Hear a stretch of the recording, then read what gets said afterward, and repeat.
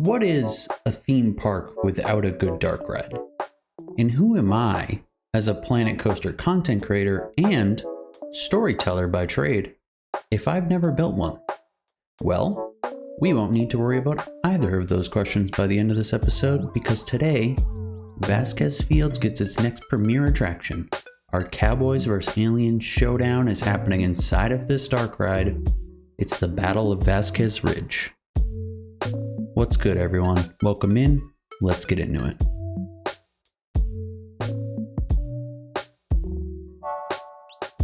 Welcome, everyone, to episode 106 of Vasquez Fields. This is our PS5 Planet Coaster build series, recapping a Western/sci-fi park being built out live on our Twitch channel.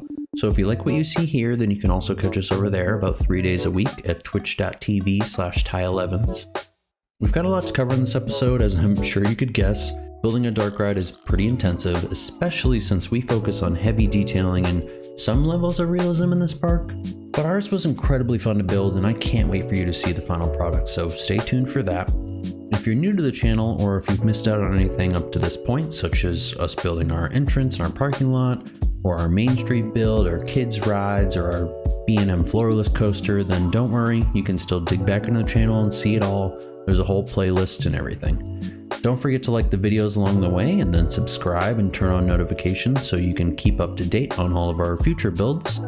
We're well on our way to having a complete park here, and while we still have quite a ways to go in Vasquez Fields, there's plenty that's already been done for you to check out. What you're already looking at here in this episode is just a small addition since our last episode, so let me just chat about this quick before we get into the bigger stuff. If you remember, I had sort of been looking for some area within the park to have a backstage area, and this felt like the most optimal spot for it for quite a while. But since we opted for a larger backstage area outside of the park, I then had this empty corner that was sort of awkward, and I sat staring at it for a while, wondering what in the heck I could fit in here.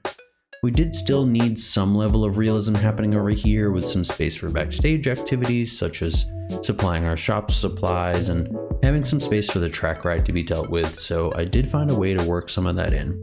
But then I eventually decided I wanted more rides, and that really meant there was only one ride that could fit here, and that was the small merry-go-round, which is the smallest ride in the game. I didn't want to have to go too heavy on the theming for this ride. There's obviously not much you can do to make these more carnival-looking rides into a Western theme or anything, so I more or less just did some small theming to blend it into what we already have.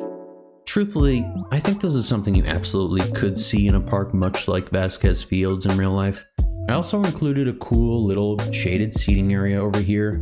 The inclusion of this Western building facade was yet another inspiration from Knott's Berry Farm here in Southern California. You'll see this around a lot of parks where there's just additional quote-unquote buildings matching to the theme of the park or the area that have no function and may not even be a full building. Truthfully, this would be here to hide the backstage area, and then in the off-season, these tables would get packed up and moved out of the way, and the building facade could likely be easily torn down or just slid out of the way entirely to allow vehicle access easily in and out of here. And for the other side of the path here, I did include plenty of foliage just to fill more space up, but then I also included small, additional themed pieces just to have some more scenery for people to enjoy as they walk through the area. So with that little corner filled up, it was then time to fill up a much bigger space in the park with a much bigger and louder ride. I am genuinely very excited to talk you through how we built our first dark ride, so why don't we go ahead and do that now?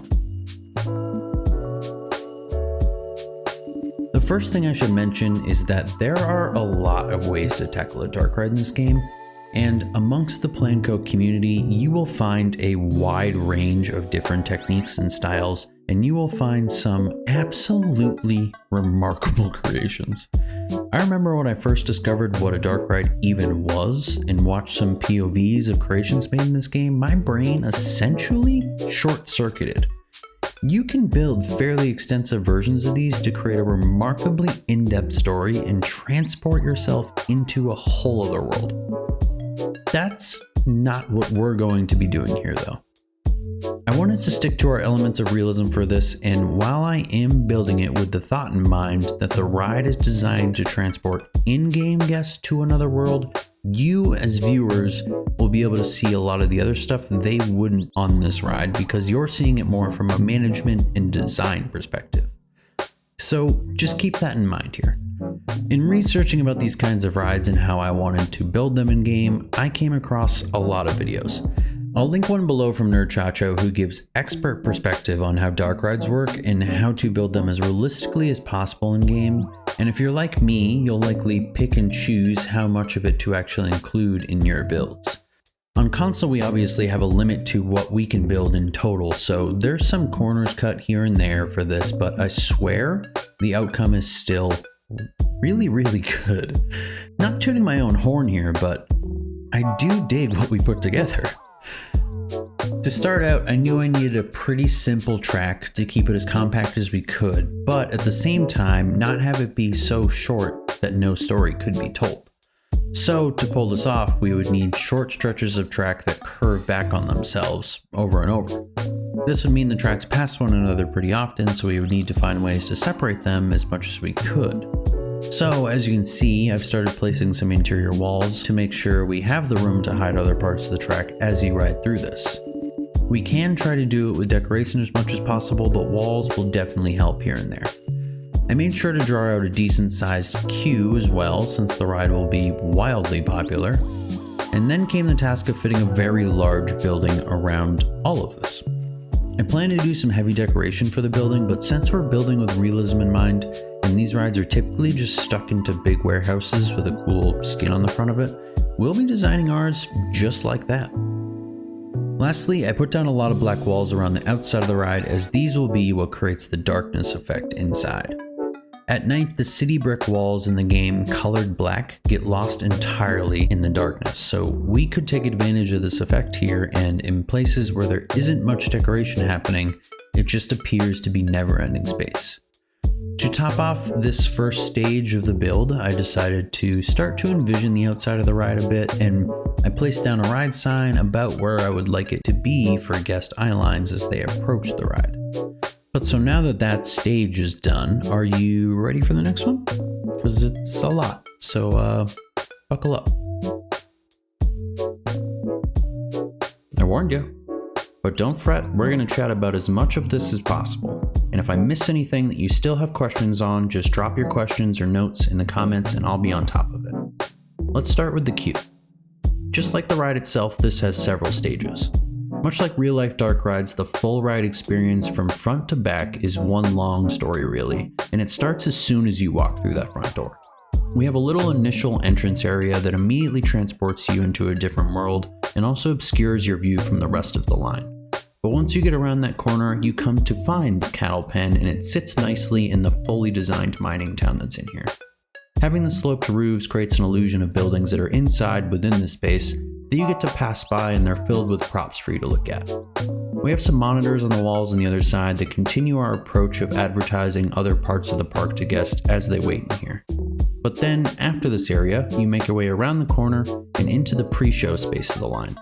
And here you start to get more parts of the story.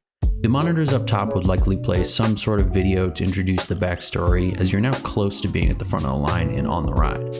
In here though, I included some additional sci-fi elements to allude to the fact that you're about to enter into an Old West mine, and there seems to be some sort of alien substances or something that are being found in there.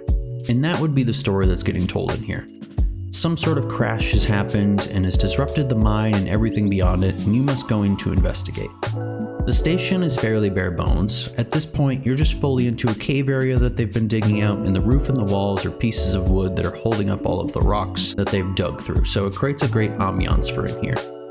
But now, let's get going into the ride, and I'll walk you through each part of it one by one. The first area is going deeper into the cave, where they continue to dig on through.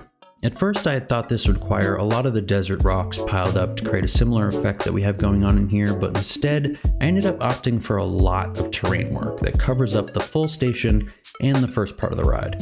I'm not super versed in the terrain work in this game, but after doing it for a little while I got the hang of it, and it's really a nice extra tool to have in my back pocket. I didn't want to have to do this forever though, and I wanted to play with other styles of building, so eventually the ride makes its way out of the cave and into our next area, which is designed like a desert. And this is where our black walls really come into play. I use plenty of lighting along with the starfield panels to make it seem like you're deep out into the desert at this point with no end to the horizon in sight. And now would probably be a good time to mention how I went about with utilizing as much realism as I could in here. You can see that above our ride I've included some lighting rigs, and for a vast majority of the lights that I'm going to be placing in here, they're going to be put up into this space. There are some here and there that are on the ground or in the walls, but it's not out of the question that a real dark ride would hide lights elsewhere as well. I also included HVAC up above, as this would be something the ride would require having it be completely shut off from the outside. There's also a few fire exits here and there to ensure that guests have an escape path in the case of any emergencies. And with all of that in place, I could then go prop crazy and design the rest of the story that's happening in here. Continuing with our desert area, I designed some elements of props and lighting to allude to the presence of aliens out here somewhere. This old adobe building has a flashing green light and some mist coming from it to create a bit of a mystery and to help build the anticipation. There's the tossed over wagon and also a spotlight that quickly shines from above as if some unidentified ship were passing overhead. From there you come up around this corner. Since we already have these big red cliff sides, I figured that instead of covering them up or anything, we could just light it nicely and carve out some additional terrain on this short lift hill to create an illusion that you're riding alongside a cliff or a ridge of some sort. And then we get to build the anticipation a little bit more. We've got our first animatronic cowboy hiding out from something. We don't know what yet. And then you enter into what appears to be a big hunk of mysterious metal with wires torn out, lights flashing, sparks flying, meaning that this doesn't belong here and clearly has suffered some damage, much like our roller coaster's theme next door. Once you're through here, then you enter into an old west town, and this is the climax of our ride. Plenty of damage such as smoke, broken buildings, and tossed over parts first come into sight, but then as you round the bend there's an all-out battle happening between our cowboys and our aliens. And as you can see, this is where lighting takes over and just goes wild. This area was so fun to create, as it was just a matter of building out a bunch of miniature set-sized buildings, working the animatronics to be battling amongst each other, and then using a ton of lighting and effects to pull it all together. Now, because of how I have built the ride, you will be able to see some of the inner workings in game, such as the lighting rigs, the HVAC units, parts of the walls, etc. But our guests would be blinded by the lights and heavily distracted by all of the action and effects and props and everything, that they wouldn't see those things unless they were looking really hard for them. But despite us seeing all the messy backstage things, this still came out looking incredibly cool in my opinion. Then the story ends in a bit of a rush, but I figured that having a definitive end would mean that you wouldn't have as much of a reason to return to this ride, so in classic dark ride fashion, the riders just must escape the battle and retreat to safety. No one side wins or anything like that. We just take the riders back into the station area, and they're brought back into a more serene place, hopefully leaving them wanting more of the craziness that they just rode through, so that they walk out the exit and right back into the entrance. After getting everything down that would need to be inside, then it was time to make sure that we could cover it all up and put a lid on this building without having it look just messy and unrealistic. This admittedly took a few tries, and I found that the building just continued to get taller and taller, and I had to be pretty clever about how to get the walls to all fit together, but we can now work it all out. I also went ahead and started to design out the exterior with a lot of the red rocks. This building will now certainly stand out within the park, but justifiably so, because it's likely that this is one of the most popular attractions that we will have. So now it was just time to get a roof on top, finish out that exterior design, and wrap this up. So let's get on over to that part now.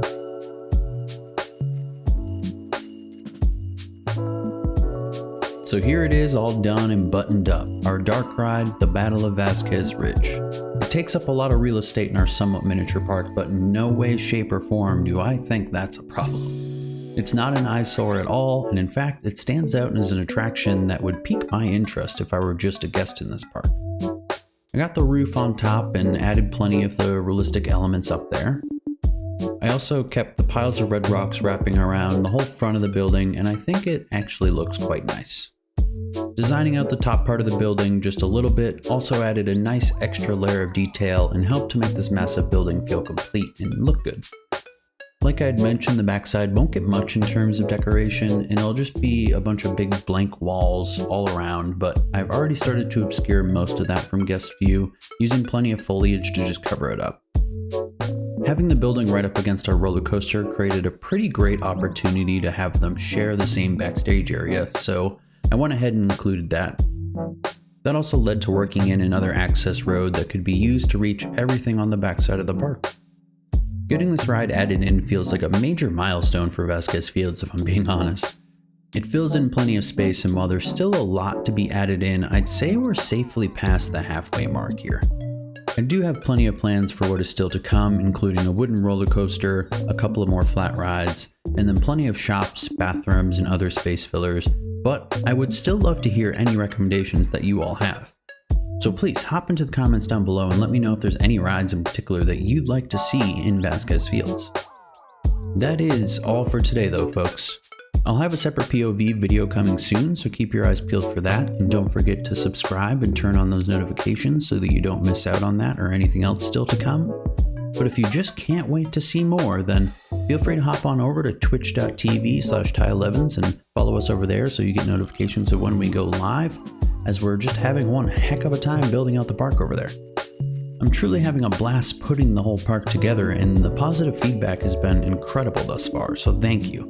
I can't wait to have it done to be able to share on the workshop with you all. And I know it'll feel like a pretty big accomplishment to actually finish out a park in this game, which is just something I haven't done yet. Thanks so much for tuning in though, y'all, and I'll see ya on the next one.